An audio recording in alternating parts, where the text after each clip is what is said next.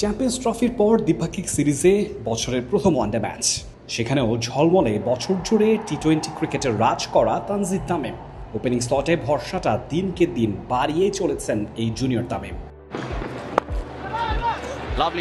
শুধু চ্যাম্পিয়ন্স ট্রফির দুটো ম্যাচ বাদ দিলে 2025 একটা পয়া বছরই বনে গেছে তানজিদ তামিমের জন্য। টি-20তে 6 ম্যাচে প্রায় 36 গড়ে 215 রান, স্ট্রাইক রেটটা অবিশ্বাস্য 168। বিপিএলে দ্বিতীয় সর্বোচ্চ রান সংগ্রাহক, ডিপিএলেও ছিলেন টপ 10-এ। ধারাবাহিকতা বজায় রইল ওয়ানডে ক্রিকেটেও। দায়িত্ব নিয়ে খেলা ইনিংসে দলকে দিয়েছেন ভরসা করার মতো শুরু। ওপেনিংয়ে তার পার্টনার পারভেজ হোসেন ইমন শুরুতে ফিরে গেলেও এক প্রান্ত আগলে রেখে ব্যাট করে গেছেন তানজিদ তামিম। সঙ্গী হিসেবে ওয়ান ডাউনে পেয়েছেন নাজমুল হোসেন শান্তকে। বাংলাদেশের একমাত্র স্মার্ট সিটি বসুন্ধরা এখন আরো নিরাপদ, আধুনিকতায় আরো এক ধাপ এগিয়ে।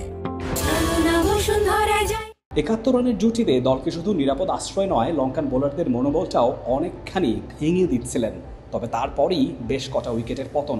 তবে কাজের কাজটা ঠিকঠাকই করেছেন তানজিদ তামিম। তবে অন্য ব্যাটারদের আরও অনেক কিছুই হয়তো করার ছিল।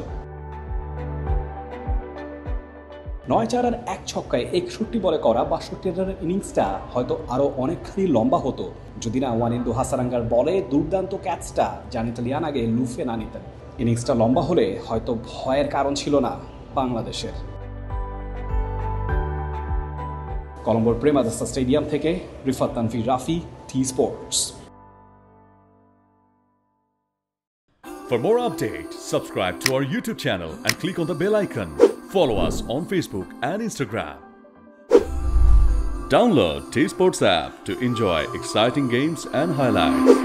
Visit tsports.com.